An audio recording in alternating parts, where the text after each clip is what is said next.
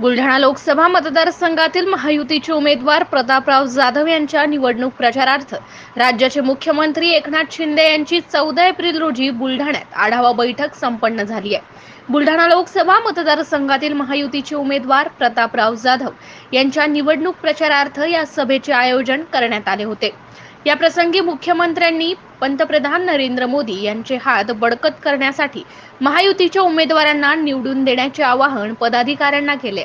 सदर बैठकीला सिंदखेड राजा विधानसभा मतदारसंघाचे आमदार राजेंद्र शिंगणे, जळगाव जामोद मतदारसंघाचे आमदार संजय कुटे, मेहकरचे आमदार संजय रायमुलकर, खामगावचे आमदार आकाश फुंडकर, बुलढाणा मतदारसंघाचे आमदार संजय गायकवाड, चिखलीच्या आमदार सौ श्वेताताई महाले यांच्यासह बुलढाणा लोकसभा मतदारसंघातील महायुतीचे पदाधिकारी व कार्यकर्ते प्रामुख्याने उपस्थित होते।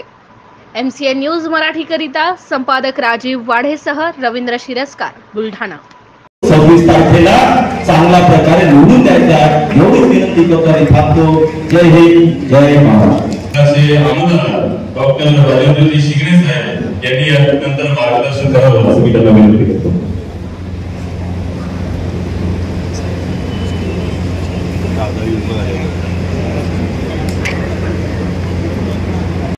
त्यांच्या जयंतीच्या निमित्तानं मनापासून अभिवादन करतो।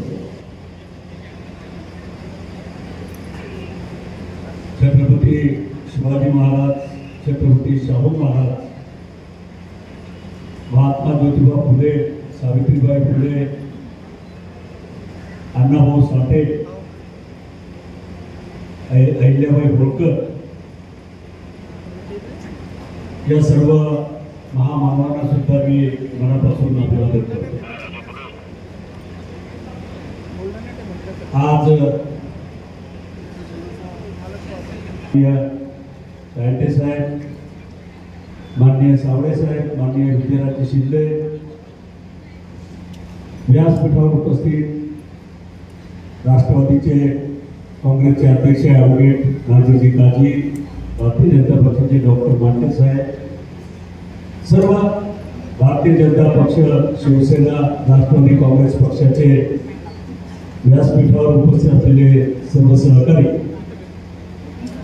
आलेले जिल्ह्यामधून आलेले सर्व बांधव भगिनी, सर्व कार्यकर्ते, पदाधिकारी, सर्व अंगीकृत संघटनाचे, महिला आघाडीच्या सर्व आमच्या पदाधिकारी, युवा सेनेचे आमचे सर्व जिल्ह्यातील पदाधिकारी, उपस्थित माझ्या तमाम बांधवांनो, मातांनो आणि भगिनींनो, खरं तर मी आपला जास्त वेळ या ठिकाणी घेणार नाही, पण बांधवांनो मी सर्वप्रथम आपल्या सगळ्यांचे मनापासून या ठिकाणी आभार व्यक्त करणार आहे आणि आपल्या सर्वांना धन्यवाद सुद्धा देणार आहे।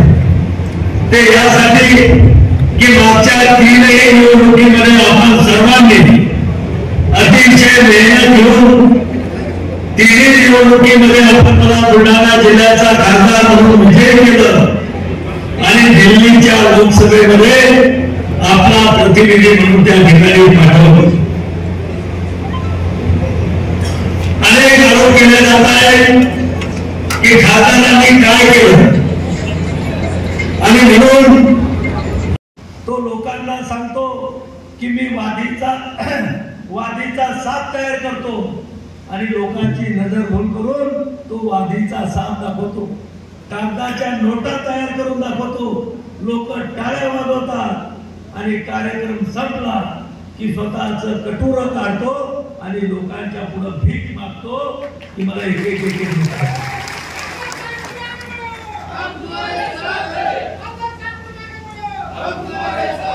हा गरुड्याच्या खेळाला लोक क्षणिक भुलत असतात, त्याच्या मतामध्ये रूपांतर होऊ शकत नाही, कारण की याच्यापेक्षा मोठा गरुडी आम्ही मेहकरमध्ये संपवलेला आहे। मेहकरचा गरुडी आमच्यावर किती मोठा होता हे आमच्या सगळ्या लोकांना माहित आहे। सुमोसाजी नावाचा मोठा गरुडी आम्ही आता बिलकुल कृपाचे हात बसवलेला, एकही संस्था त्याच्याजवळ राहिली, सगळ्या शिवसेनेकडे। आणि म्हणून मानवांनो, याच्या अपप्रचारात तुम्ही तिकडे लक्ष देऊ नका, कोणा विरोधी उमेदवाराचं नाव घेऊ नका, फक्त या ठिकाणी उत्साह जोशामध्ये काम करा। आणि आपली कामं लोकांना सांगा की खामगाव जालना रेल्वे मार्ग 100 वर्षाच्या अगोदरची मागणी होती.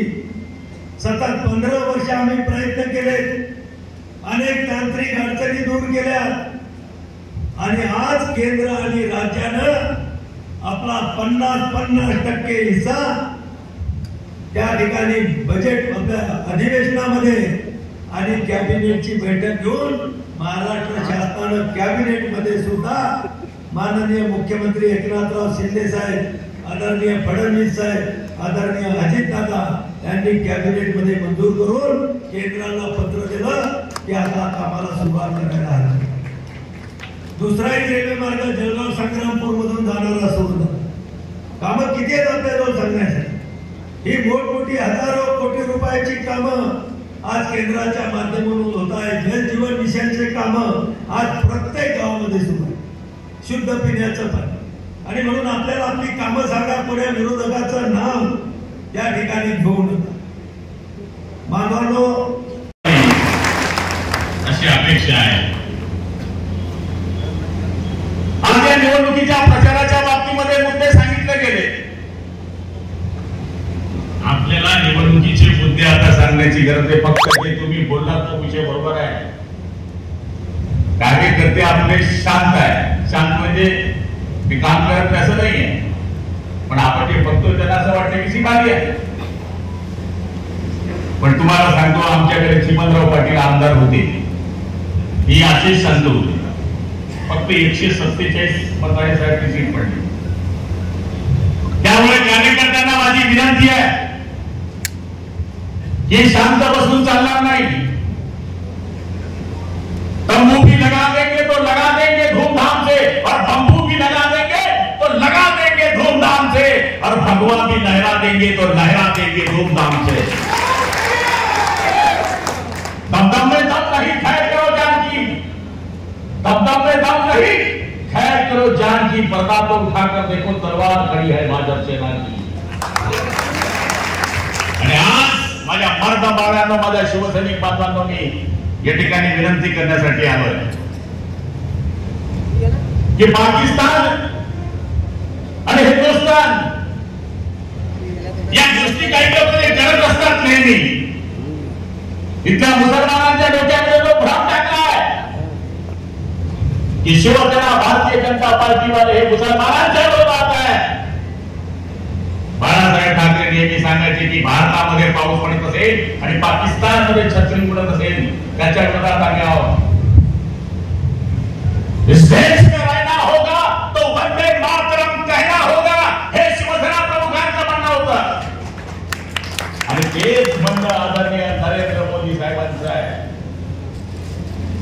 आणि तुम्हाला आम्हाला सगळ्यांना हे मान्य करावं लागेल. विश्व की पहचान बन गई, कोई प्रतिष्ठा फिर से पाई गई. मत छूटे रहना आप बातों से. आप बता दो कि तीसरी बार मोदी की सरकार आ गई. आपल्याला सगळ्यांना या गोष्टीचा विचार करायचा आहे की या निवडणुकीमध्ये ही निवडणूक तुमच्या आमच्या प्रतिष्ठेची निवडणूक नाही आहे. या निवडणुकीमध्ये मी आपल्याला सांगितलं की 544 उमेदवार आहेत. या उमेदवाराच्या ठिकाणी प्रतापराव जाधव हे उमेदवार नाही. 544 ठिकाणी नरेंद्र दामोदर मोदी हे उमेदवार आहेत. आणि आम्हाला मतदान हे प्रतापराव जाधवांना न देता मोदी साहेबांना मतदान करायचं आहे. या देशाच्या कल्याणाकरता मतदान करायचं आहे. या देशाच्या प्रगतीकरता मतदान करायचं आहे. आज आपण जो उमेद बघतोय, राज्य सरकारने जी कामं केली, त्या कामामध्ये जल जीवन मिशन नावाचा जो उल्लेख केला गेला त्या खात्याचा मी मंत्री आहे. या देशामध्ये आणि या राज्यामध्ये 43 गावांमध्ये 37,000 योजना मंजूर करण्यात आल्या. जे काँग्रेसवाले बोलतात त्याला एकच सवाल आहे की 75 वर्ष झाली या देशाला स्वातंत्र्य मिळून, तुम्ही गावांना पाणी देऊ शकले नाही. पण हा एकमेव पंतप्रधान आहे की ज्यांनी 8 लाख कोटी रुपये फक्त पाण्याकरता दिले. आणि आज आपल्या प्रत्येक गावामध्ये नळ योजनेचं काम सुरू आहे. म्हणून मी आपल्याला प्रार्थना करणार आहे की आपण या ठिकाणी स्थिर न राहता उद्यापासून मतदान यादीचा अभ्यास केला पाहिजे.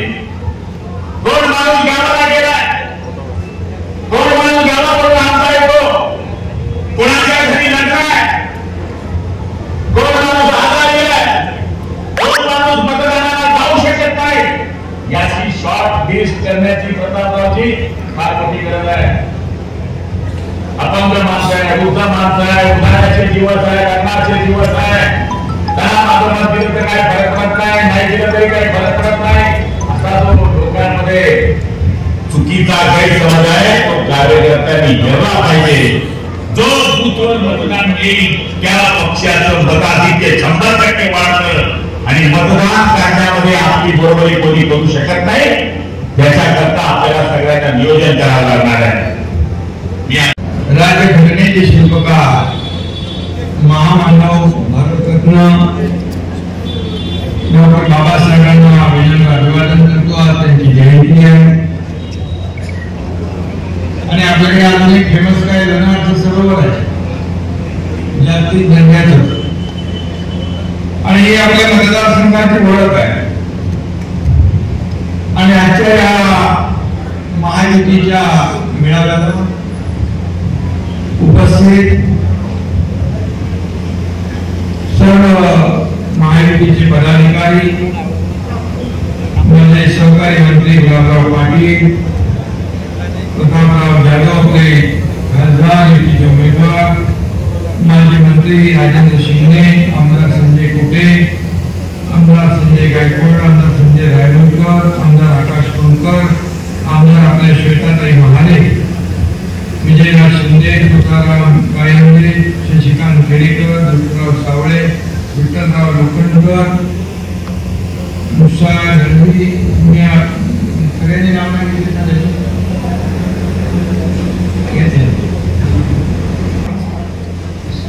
आपलं व्यासपीठ देखील भरगच्च आहे, सन्माननीय व्यासपीठ, आणि उपस्थित सर्व महायुतीचे पदाधिकारी, कार्यकर्ते, बांधव, भगिनी आणि पत्रकार मित्रांनो, हा मतदारसंघ प्रतापरावांना 4थ्यांदा लोकसभेत पाठवणार आहे. आता 5व्यांदा आहे ना, हॅट्रिक मारून झाले, आता चौकार मारायचे. आणि आपल्या सगळ्यांच्या एवढे प्रमुख पदाधिकारी या मेळाव्याला उपस्थित असल्यानंतर मला वाटतं चौकार एकदम सहज आपल्याला लागून जाईल आणि समोरची माणसं आपल्या गावाला निघून जातील. पण तरी सुद्धा आपण गाफील म्हणून चालणार नाही, कारण कार्यकर्ता आपला शिवसेना, भाजपा, राष्ट्रवादी, RPI, कवाळेगड, मनसे, सगळे महायुतीमध्ये आपण नवीन आपल्या पक्ष सोबत येत आहे. मगाशी प्रतापरावांनी सांगितलं की आपण शिवसेना भाजपा युतीचं गठबंधन सरकार केलं. खरं म्हणजे आपण दुरुस्ती केली, अगोदर लोकांनी चूक केली होती, त्याच्यात मी जाऊ इच्छित नाही. कारण आदरणीय मोदी साहेब देखील म्हणाले नकली शिवसेना आणि असली शिवसेना, अमित भाई पण म्हणाले नकली शिवसेना आणि असली शिवसेना. कारण मला त्याच्यावर काही बोलायचं नाही, कारण शेवटी बाळासाहेबांचे विचार आणि धनुष्यबाण कुणाकडे आहे, तीच असली शिवसेना आहे. आणि लोकशाहीमध्ये ज्याच्याकडे बहुमत असतं तो पक्ष मोठा असतो, खरा पक्ष असतो. आणि त्यांनी बाळासाहेबांच्या विचारांची प्रतारणा केली, आपल्या पक्षाच्या ध्येय धोरणाची प्रतारणा केली आणि स्वतःच्या जेव्हा स्वार्थासाठी, खुर्चीसाठी तडजोड जेव्हा केली जाते तेव्हा जे लोक मतदान करतात त्या या महाराष्ट्रातल्या जनतेला देखील त्या कृती पडत नाही. आणि म्हणूनच आपल्या सगळ्यांना माहिती आहे की 50 आमदार, 13 खासदार शिवसेनेचे एकत्र येऊन हे सरकार आपण बनवलं. खरं म्हणजे काही शब्द वापरतात ते जाऊ द्या, मी काय वापरत नाही ते, कारण खरी बेईमानी, खरा विश्वासघात, लोकांची बेईमानी कोण केली 2019ला आपण पाहिलेले नाही, ते लोकांना पटलं नाही. आणि म्हणूनच एकनाथ शिंदेने धाडसी निर्णय घेतला आणि सरकार पेटवून टाकलं. महायुतीचे सरकार त्याला काहीतरी हिंमत लागते, त्याला धाडस लागतं. मंत्री माझ्याबरोबर सोबत होते. आता म्हणजे सरकारमध्ये असणारे मंत्री सत्ता सोडण्याचं काम त्यावेळेस आम्ही केलं. पुढे काय होईल माहित नव्हतं. आज ग्रामपंचायत सदस्य, नगरसेवक पण इकडे तिकडे जायला विचार करतो, परंतु आम्ही कुठलाही विचार केला नाही. आम्ही बाळासाहेबांचा विचार, त्यांच्या विचारांवर आम्ही पुढे जाण्याचा निर्णय घेतला, त्यांची भूमिका पुढे नेण्याचा निर्णय घेतला. आणि शेवटी या महाराष्ट्राच्या जनतेच्या मनामध्ये होतं की युतीचं सरकार स्थापन झालं पाहिजे. मला अनेक भारतीय जनता पार्टीचे आमदार, कार्यकर्ते, पदाधिकारी मिळाले. तुम्ही खूप चांगलं काम केलं.